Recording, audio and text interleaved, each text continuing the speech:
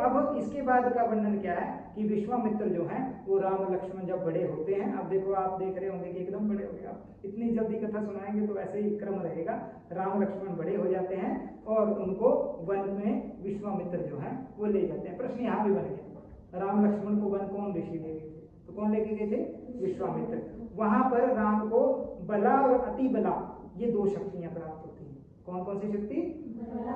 अति बला। उसके बाद राम जो है वो ताड़का का वध करते हैं, यज्ञ की रक्षा करते हैं, जितने राक्षस यज्ञ के ऊपर आते हैं उनका वध करते हैं और मिथिला में राम का प्रवेश होता है। मिथिला था जहां पर सीता मैया होती है, तो वहां पर आप बीच में वर्णन आता है जब राम जो है वो वाटिका में सीता को देखते हैं, एक सुरंग में सा वर्णन है, वहां पर रस भी परिवर्तित होता है और वहीं पर धनुष भंग भी किया जाता है, धनुष को तोड़ दिया जाता है। यहीं पर एक कथा आ जाती है सगर की कथा, जो गंगा को लाए थे ना, तो जिससे बाद में वो भगीरथी नाम बना, भगीरथ लाए, तो सगर की कथा आती है। अहिल्या का उद्धार भी यही आता है। अहिल्या ध्यान में है ना, देखिए ना, रामायण तो देखी होगी टीवी पे। तो राम जी पैर लगाते हैं और पैर लगा के अहिल्या जो है वो एक महिला रूप में प्रकट हो जाती हैं। उसी का ही एक हानि ये हुई कि जब राम जी नाव पर बैठने लगते हैं तो वो होता है कि मेरी नाव में मत बैठिए, आपके पैर लगा के पत्थर महिला बन जाती है, मेरी नाव अगर कुछ और बन गई तो मैं क्या कमाऊंगा। निषाद कहता है कि आप नहीं बैठिए, आपके पैर की मिट्टी बहुत खतरनाक है। तो तब उनके पैर जो है वो वास्तव में उसने पैर धुलाने होते हैं।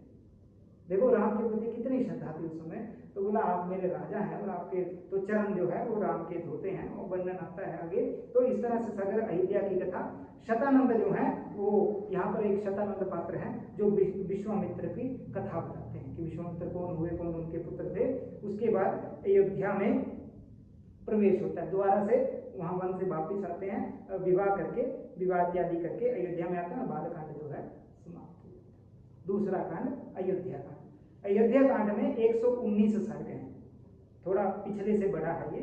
अयोध्या कांड में आरंभ में मंथरा जो है वो अपना व्यू देती है। किसको? कैकेयी को। कैकेयी को अपना, देखो हमारा मित्र जो न चाहिए ना, अच्छा सुझाव देने वाला,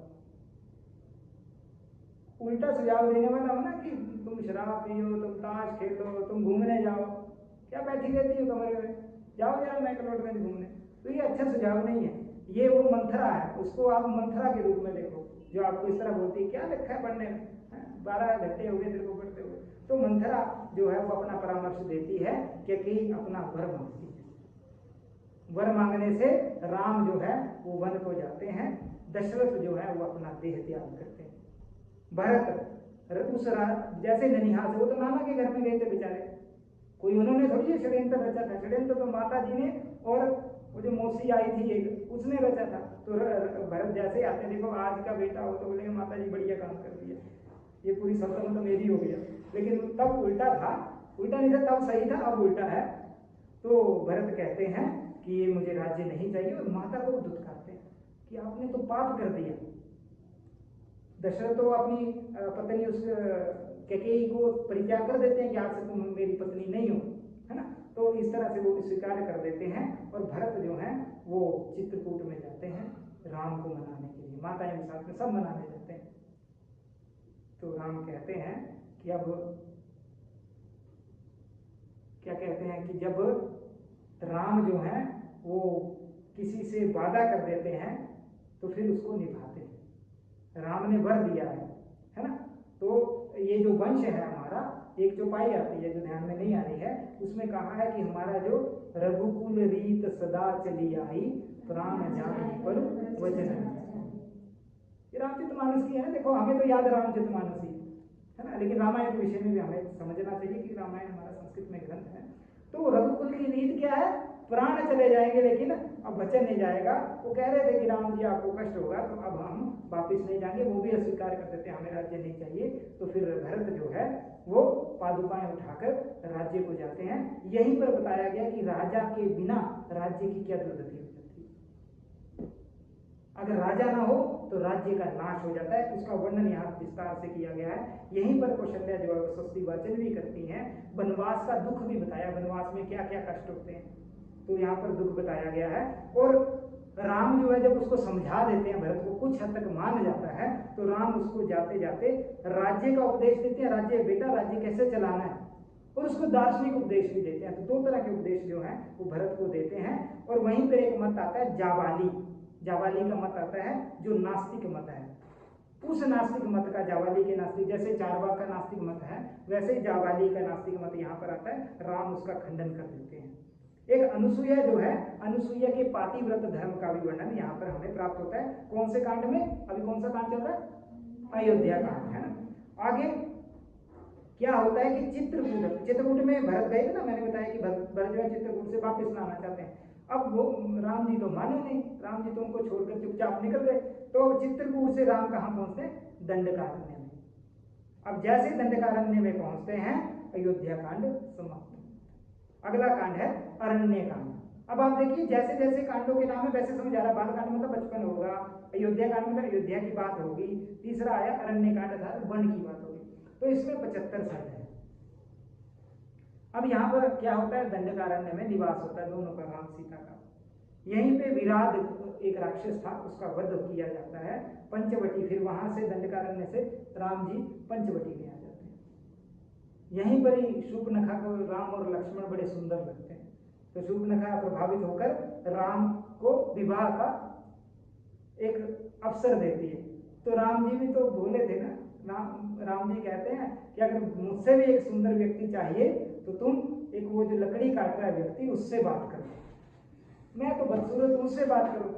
तो वो बेचारी चली गई उसके पास। अब वो जैसे जाती है, अब गलत आदमी से मिला दिया। अब उसने एक दो बार समझाया, नहीं मानी तो उसका नाक काट दिया। तो वो वर्णन कहाँ आता है? इस अरण्य कांड में शूर्पणखा का। लेकिन इस नाक काटने की वजह से बड़ी घटना घटित होगी।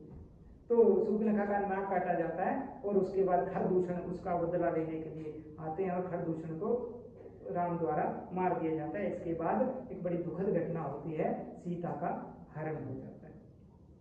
इसके बाद कबंध, एक कबंध हुए हैं जिनसे राम की भेंट होती है, और कबंध बताता है कि सीता मैया कहाँ है। कोई नहीं बता पाता है। बड़ा मार्मिक वर्णन आता है कि राम जी को उसके आभूषण मिलते हैं।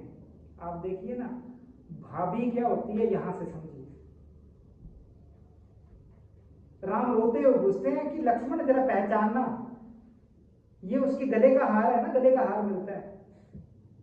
तो लक्ष्मण कहता है कि मैंने उस भाभी को कभी आंख उठा के उसके वक्षस्थल को नहीं देखा, मैंने तो हमेशा उसके चरणों में देखा है। हाँ, नुपुर मिल जाए तो मैं उनको पहचान लूंगा, क्योंकि रोज चरण देखता था।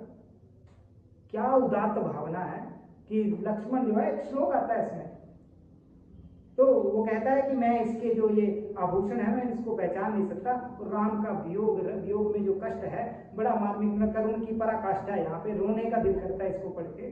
तो यहाँ पर सुग्रीव से जो है वो मित्रता भी होती है। और सीता, और एक बात छूट गई थी कि सीता और राम के बीच में एक शस्त्र धारण करने का एक संवाद भी है इस कांड में, अरण्य कांड में। और इसका अंत जो होता है वो राम जी पंपा सरोवर के पास पहुंचते हैं और अरण्य कांड की समाप्ति होती है।